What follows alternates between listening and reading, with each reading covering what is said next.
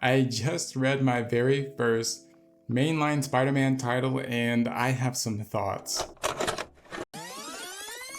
And just to set the stage, when I say my very first mainline Spider-Man title, I just mean out of the 10 plus years that I've been reading and collecting comics, I've never once gone into my local comic book store and picked up an Amazing Spider-Man, a Spectacular Spider-Man. Shame! Shame! The most knowledge I have of Spider-Man comes from the Raimi trilogy, the Web duology, and the Tom Holland trilogy. That is basically where I stand on Spider-Man. I would say I have common knowledge. That's the basis of the framework that I have going into this book. I don't really have a whole ton of expectations. I don't know what the Ultimate Universe is, but reading DC and Marvel for so long, the idea of there being a different universe or there being a different planet with the same characters just with different paths, almost like a butterfly effect type. But in this case, instead of Peter Parker being a teenager in high school going through that stuff, he's actually a 35-year-old guy with a wife and kids. And yeah, I guess I'll just jump right into the review from there. That is actually something that really resonated with me because I'm turning 30 this year. It really resonated with me because the very first few pages we get of Peter existing in this world, he's questioning his own existence. And that's something I can resonate with, especially after I graduated with my bachelor's degree. I had this first initial feeling of being elated and motivated, but once I landed my job, I'm like, okay, is this it? And I think Peter's going through a similar experience where he's got the job, he's got the wife, he's got the kids, he's made it to the mountaintop or to this pinnacle in life where you have all these things you're supposed to have, but he still is lacking this sense of fulfillment. He kind of has this untapped sense of greatness. He's not really sure what it is though, until Tony Stark shows up and gives him the spider and all that stuff, and he has to choose to be great. And even in this book, I even got a sense of naivete, where in one of his first boss battles, he meets the Shocker. Shocker's trying to rob a bank, and the Shocker keeps giving him this story of, oh, you know, I'm just down on my luck. My wife is in the hospital. I need this money. Okay, you caught me, hands up. I'm actually gonna go home now. I learned my lesson.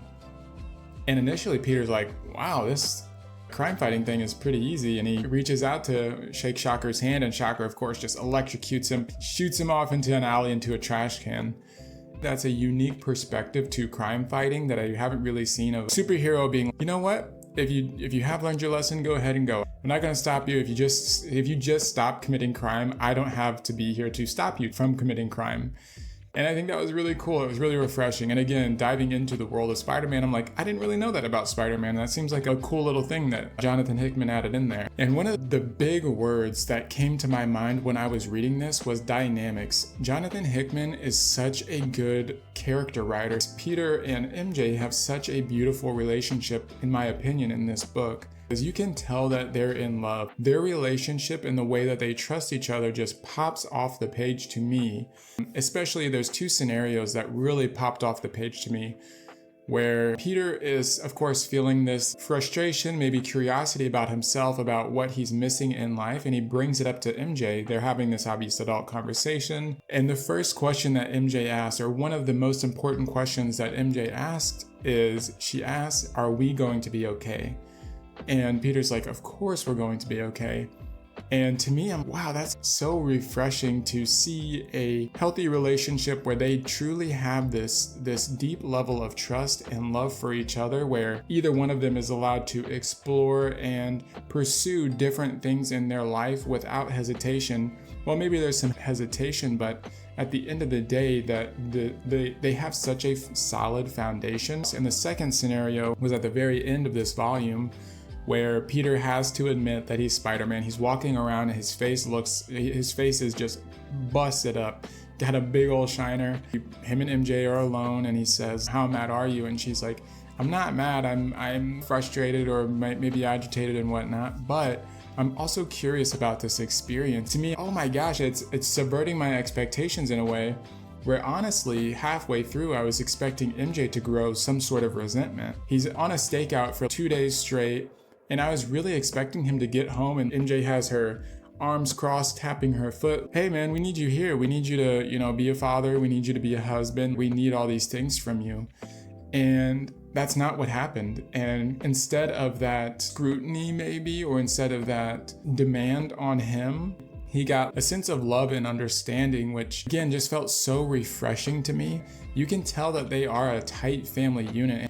I hope that was Jonathan Hickman's intention, was to create this really safe space for Peter to land and to figure these things out. I didn't have many expectations, but from the movies and stuff, you can always tell that things tend to go worse for Peter before they get better. So it was cool to see that he's starting off on the right foot. Another dynamic that I really didn't think I would enjoy or didn't really have any expectations of was Ben Parker and J. Jonah Jameson. I really appreciate the fact that Ben Parker has agency outside of being the thing that causes Spider-Man to become Spider-Man. And it's really cool that he quits the Bugle because of corruption and money getting involved and that diluting the truth. I think because they have been friends for so long, or at least that's the vibe I get, is that they've been friends for so long, they tend to have this snarkiness with each other, but to me it came off as a level of authenticity with each other where they could truly share what they were saying, and they didn't really have a care if that hurt the other person's feeling, because I think they both are invested in the truth.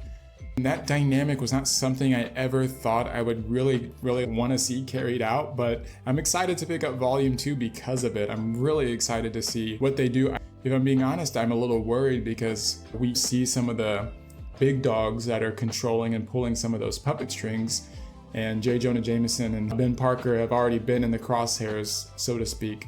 So them continuing to dig will always turn up something bad. Speaking of Ben Parker being the catalyst for Peter Parker's change, typically with that scenario from what I've seen, the precursor is always the "with great power comes great responsibility" speech. And in this volume, Harry Osborne is the Green Goblin. He's this nighttime marauder, almost damn near I would say assassin, but he is the one who gives Peter Parker that speech. To me, it read a little bit differently, but maybe it's because it was coming from Harry. And Harry is this deeply unsettling character from the very first time we see him in the first issue. He has this undertone of menace, where I think Peter is trying to balance out not breaking the law but doing good by people. Harry, to me, is trying to balance out how much bad should I do to do good. Again, the dynamic between these two is so fascinating. This character moment, it's not this big action scene. They're actually sitting down for dinner with their wives. The topic comes up of, "Oh, you haven't told MJ that you're Spider-Man yet." And he's like, "No, I don't really know if I want to do that." And Harry just he's not having it. He's like, "Well, just to let you know, in this business, you're either in or you're out, and that includes your family. By you even dipping your toe in here, people are going to want you to be gone, therefore they're going to look for your weaknesses, and your family is a part of that. It's going to be a problem."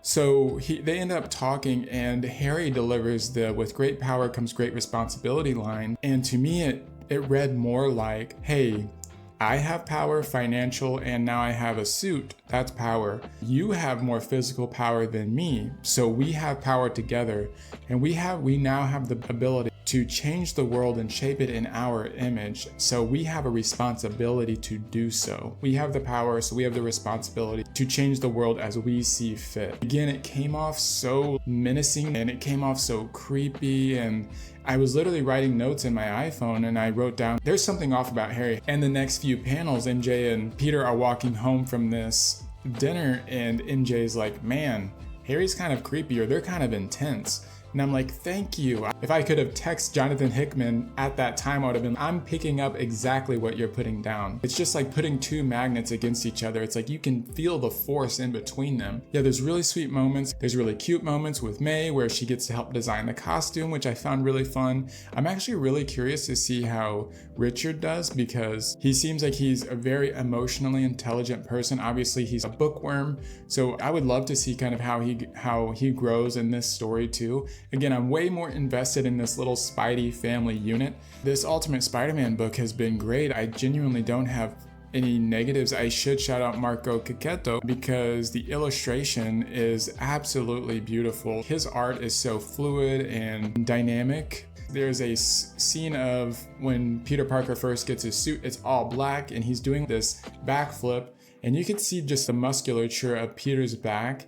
That's a poster, you know what I'm saying? You sometimes see panels and you're like, I need that blown up on my wall somewhere. And there's so many panels out of, I think Marco Checchetto's art lends to this feeling of Harry being this ominously dark character, because sometimes when he's talking, half of his face is completely in shadow, or you can see he's got a heavier brow, so he just gives off this really domineering look. And I think all of the illustration and the colors just lend so beautifully to this volume being just airtight. To me, it was airtight. This would be a great starting point for people who are completely new to Spider-Man, but that's not up to me to say because I am not a giant Spider-Man fan. I know there are people who have been reading him their whole life. Yeah, and with that being said, if you have any Spider-Man tips, if you know a great place to start, if you have any arcs, volumes, omnibus that are absolute must-read Spider-Man, get down to the character and the core of who Spider-Man is, drop them in the comments. One of my favorite things to do is explore things that people love, whether it's music, comics, books. I love finding out why people love something. And the reason I even read Ultimate Spider-Man is because I made a TikTok 2 or 3 weeks ago, and someone said Ultimate Spider-Man is peak. Well, that's pretty high praise for something I've really never heard of before. So I picked up the first volume and I ended up loving it. And I've also heard that Berserk is really good, and I don't really read manga, but I went ahead and picked this bad boy up. My next thing I really want to get into is Fantastic Four. I genuinely don't know where to start, and I don't want to pick something up and hate it and then write off that group forever. Drop your Spider-Man recommendations. If you're a Fantastic Four person, please let me know where I should start with Fantastic Four, especially before the movie comes out. And if you like these kind of deep dive comic reviews where someone just goes into one of your favorite pieces of media completely blind, go ahead and subscribe because I've got more coming. I got the Berserk review coming up. I'm going to do volume 2 of the Ultimate Spider-Man once I get it and read it. So yeah, I got some more stuff coming down the pipeline, and thank you for watching, of course. And yeah, peace.